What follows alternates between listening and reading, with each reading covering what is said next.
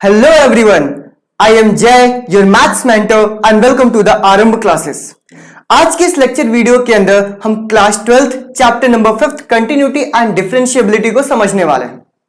Continuity को समझने से पहले हमें कहीं ना कहीं थोड़ा सा लिमिट के बारे में पता होना चाहिए, और अगर हमें लिमिट के बारे में पता करना है तो हमें थोड़ा बहुत फंक्शन के बारे में पता होना चाहिए। यानी कि सबसे पहले मैं आपको यह बता रहा हूं कि इस चैप्टर को पढ़ने से पहले हमें क्या क्या चीजें पता होनी चाहिए। तो मैंने यहां पे ये बोला कि अगर मुझे यहां पे कंटिन्यूटी एंड डिफरेंशिएबिलिटी को पढ़ना है तो हमें ना एक कॉन्सेप्ट होता है, वो कॉन्सेप्ट मेरे पास क्या होता है, लिमिट का कॉन्सेप्ट। ये लिमिट के कॉन्सेप्ट को समझना पड़ेगा।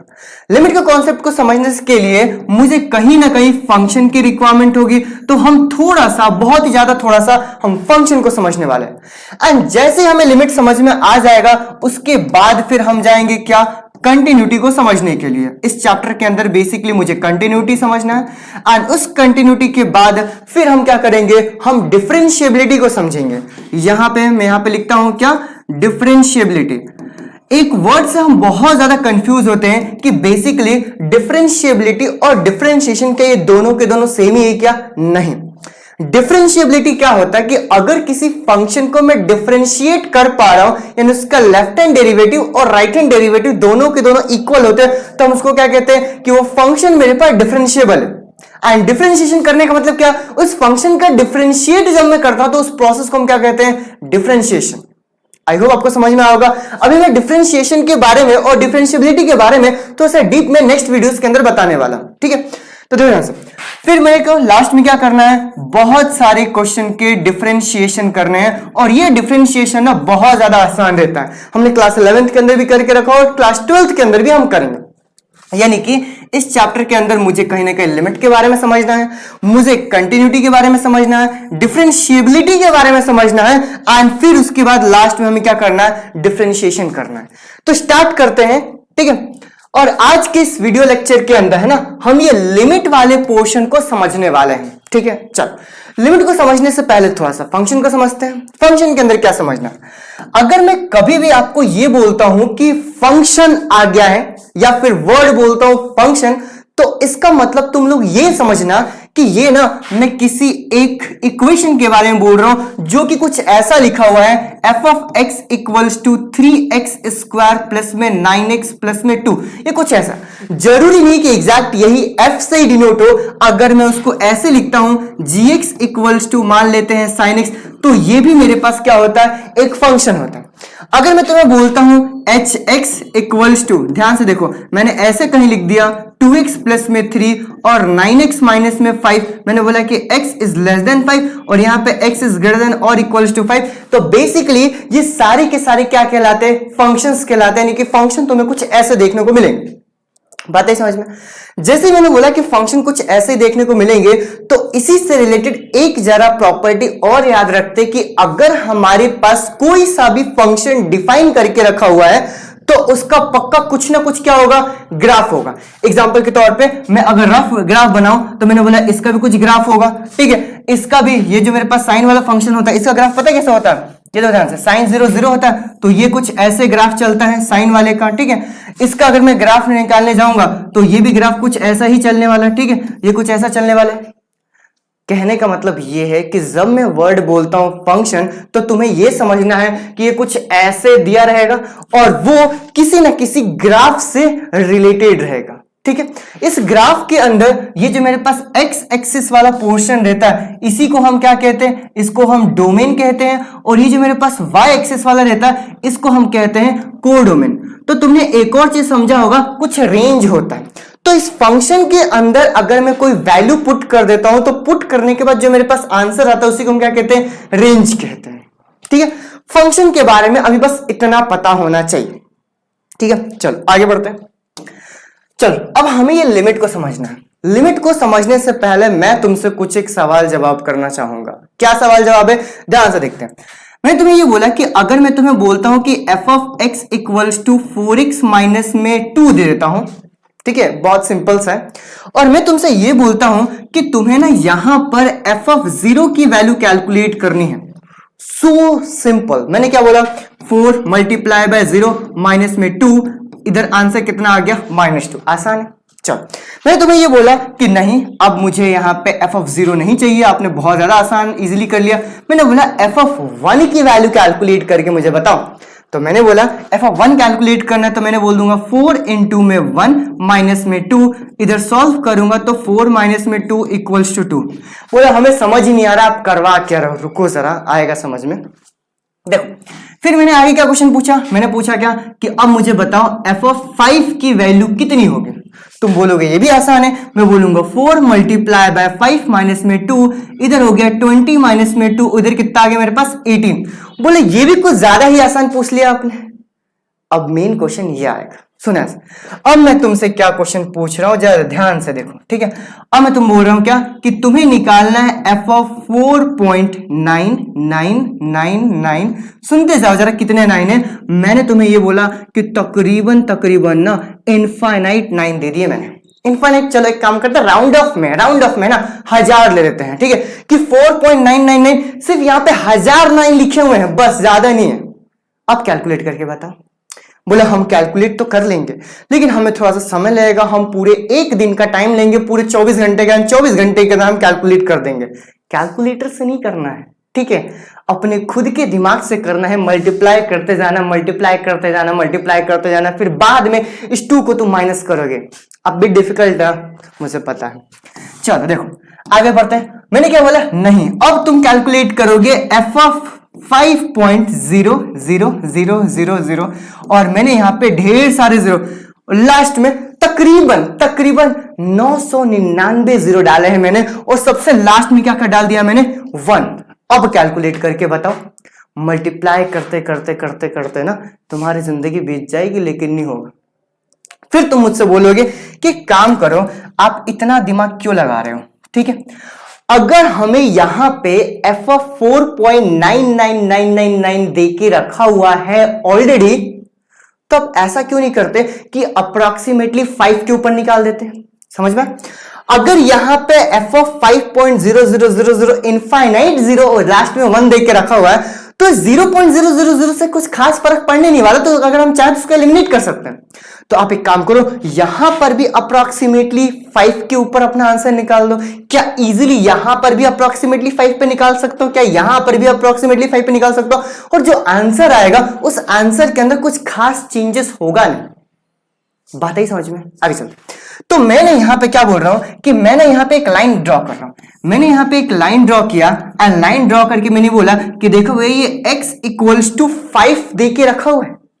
अगर मैं तुम्हें यहां पे x इक्वल्स टू 5 के ऊपर बोलता हूं कि तुम अपना आंसर निकालो, तो बेसिकली मैं एग्जैक्टली 5 के ऊपर पूछ रहा हूं।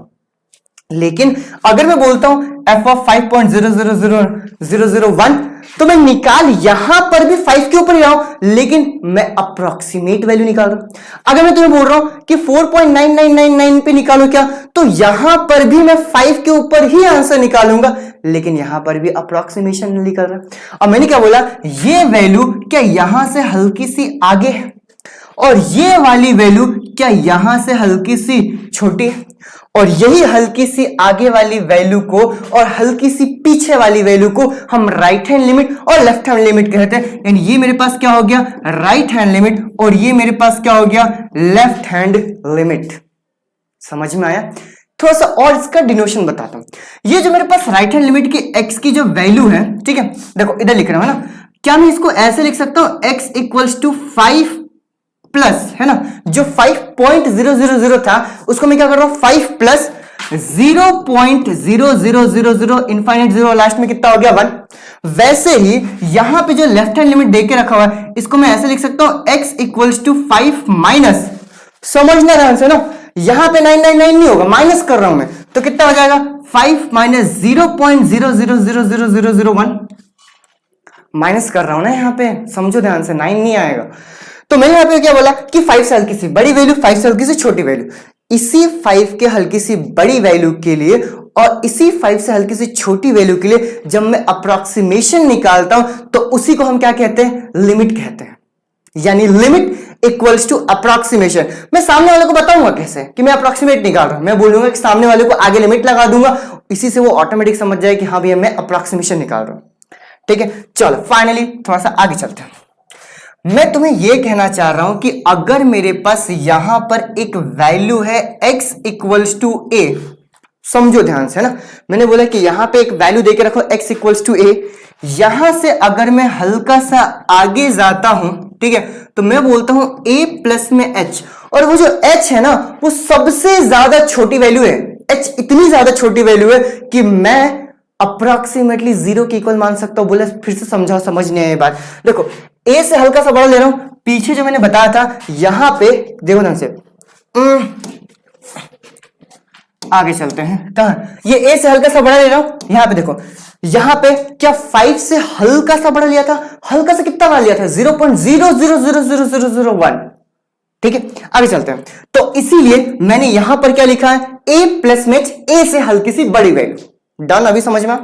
मैंने बोला क्या कि अगर मुझे पीछे जाना है तो यहां से हल्का सा पीछे जाऊंगा, क्या हो जाएगा a माइनस में h, यानी a में से बोलता 5 में से याद करो माइनस किया था 4.999 के लिए, हल्का सा जब पीछे जाऊंगा तो बेसिकली इसी को हम क्या कहते हैं, लेफ्ट हैंड लिमिट, और इधर वाले को हम बेसिकली क्या कहते हैं, राइट हैंड लिमिट।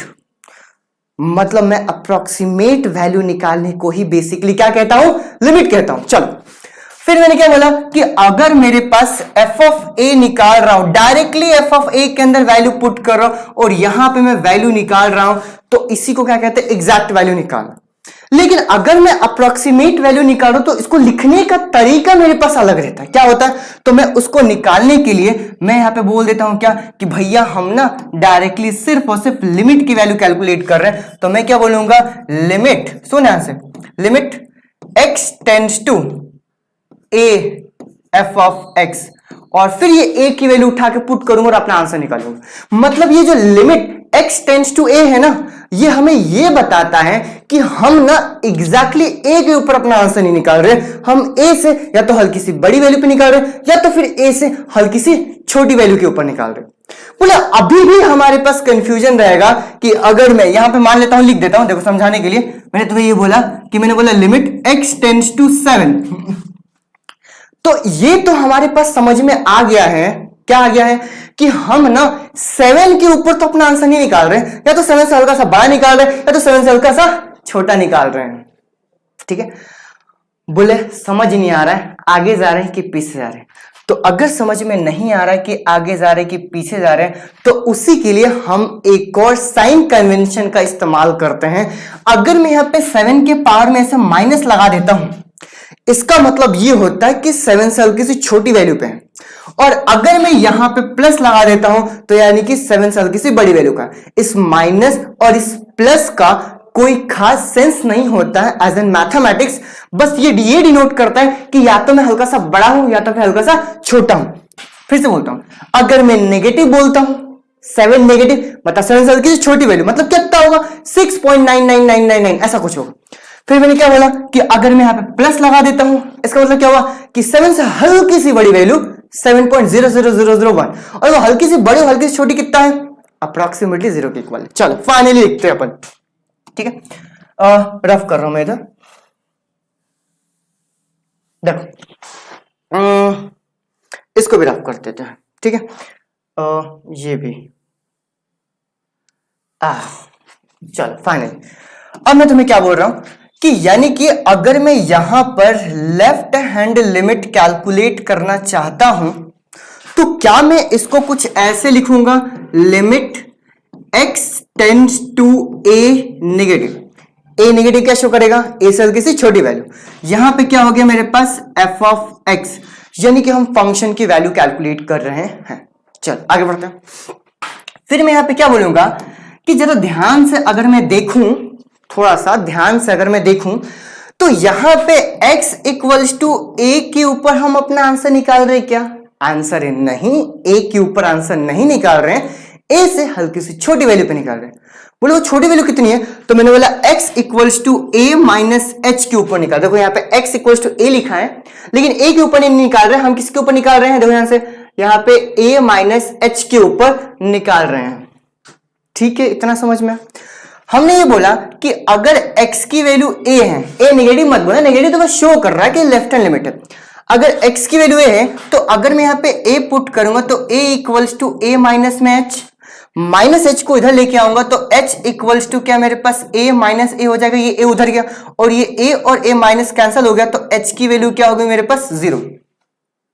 ठीक है, इसका मतलब क्या हुआ, इसका मतलब ये हुआ कि अब ये जो मेरे पास लिमिट यहां पे जो x के फॉर्म में देके रखा हो ना, इसको कन्वर्ट कर दूंगा h के फॉर्म में। कैसे, देखो ध्यान से, मैं ये बोलूंगा कि अब फाइनली मेरे पास लेफ्ट हैंड लिमिट की वैल्यू कितनी हो गई, तो ये मेरे पास हो गई लिमिट, कन्वर्ट कर रहा हूं, x टेंड्स टू a था, अब h की वैल्यू क्या हो गई 0, तो मैं क्या बोलूंगा h टेंड्स टू 0 और f ऑफ x के ऊपर आंसर नहीं निकाल रहा हूं, x equals to a minus H के ऊपर निकाल रहा हूं, तो यहां पे क्या हो जाएगा a माइनस में h। समझ में आया? चल, यानी कि लेफ्ट हैंड लिमिट, अब मुझे ये फॉर्मूला याद रखना है ना, कंटिन्यूटी जब कराऊंगा तो बहुत ज्यादा इस्तेमाल होगा। मैं क्या बोलूंगा, left hand limit equals to limit x tends to a negative f of x, और फिर आगे कन्वर्जन क्या होगा, limit h tends to 0 f of a minus में h, लेफ्ट वाला। चल आगे बढ़ते हैं। अब मैंने क्या बोला कि अगर मुझे यहां पे राइट हैंड लिमिट निकालना है तो क्या हो जाएगा, limit x tends to a negative f of x। क्या मैं सही लिख रहा हूं? नहीं, मैं बिल्कुल सही नहीं लिख रहा हूं। यहां पे जब मैं राइट हैंड लिमिट निकाल रहा हूं तो यहां पे क्या आ जाएगा, पॉजिटिव। नेक्स्ट, अब मैंने क्या बोला कि अब जरा ध्यान से देखो, मैं x इक्वल्स टू a के ऊपर अपना आंसर नहीं निकाल रहा हूं, a से किसी बड़ी वैल्यू के ऊपर निकाल रहा हूं, तो क्या हो जाएगा a प्लस h, और जैसे x equals to a plus में h किया तो यहां पे मैंने बोला x टेंड्स टू a है, तो एक इधर कितना हो गया, a equals to a plus में h, h को इधर रहने देते, a को इधर लेके आऊंगा तो क्या हो गया, a माइनस में a इक्वल्स टू h, ये दोनों कैंसिल होके h की वैल्यू कितनी हो गई 0, और जैसे ही मेरे पास h की वैल्यू 0 हुई, ठीक है, तो उधर मैं कन्वर्जन करूंगा। कन्वर्जन क्या हो जाएगा, मैं बोलूंगा राइट हैंड लिमिट की वैल्यू कितनी हो जाएगी, लिमिट h टेंड्स टू 0, ठीक है, ये लिमिट है ना, ये लिमिट है, देखो limit h tends to 0, h tends to 0, देखो ध्यान से h की वैल्यू 0 है, और f ऑफ x की जगह क्या आ जाएगा, तो x की जगह आ जाएगा a प्लस में h। Very very very important, ठीक है, सुन ध्यान से, ये कन्वर्जन पता होना चाहिए, अगर पता नहीं है तो बहुत ज्यादा दिक्कत आएगी। यानी कि मैं क्या बोलूंगा, left hand limit f of x, x tends to a negative, and right hand limit क्या हो जाएगा, limit x tends to a positive f of x, and इसको कन्वर्ट करके ये बीच वाली वैल्यू अगर ना भी लिखो तो भी चल जाएगा। समझ में आया क्या बताना चाह रहा हूं? फाइनली मैं रिवाइज करवाता हूं, ठीक है, देखो, चलो देखो, देखो मैं बस तुम्हें यह बताना चाह रहा हूं, ठीक है, कि अगर मेरे पास यहां पर एक पॉइंट देके रखा हुआ है x इक्वल्स टू a, इधर से आगे जाऊंगा तो इसको कहते हैं हम राइट हैंड लिमिट, इससे पीछे जाऊंगा तो इसको कहते हैं हम लेफ्ट हैंड लिमिट, इससे आगे जाऊंगा तो कहीं ना कहीं मेरे पास a की वैल्यू क्या हो जाएगी, तो मैं बोलूंगा इससे आगे जाऊंगा तो ये हो जाएगा a प्लस में h, इससे पीछे आऊंगा तो क्या हो जाएगा a माइनस में h। फटाफट रिवाइज करवा रहा हूं, ठीक है। फिर मैंने यहाँ पे ये बोला कि अगर मैं यहाँ पे लेफ्ट हैंड लिमिट निकालने जाऊंगा तो इसका फॉर्मूला क्या होता है, तो इसका फॉर्मूला होता है limit x tends to a negative f of x, ठीक है। आगे चलते, इसको चेंज करूंगा तो मेरे पास क्या हो जाएगा, limit h tends to 0 f of a minus h।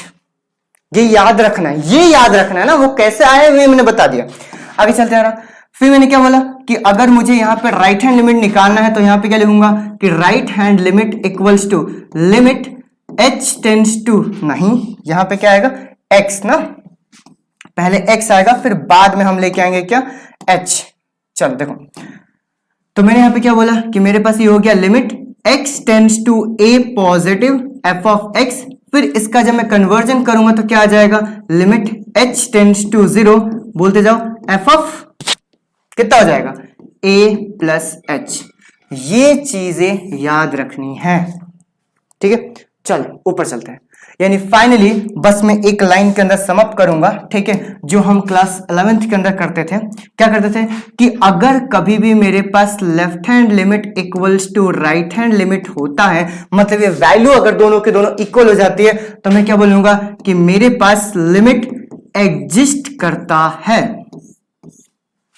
समझ में आया?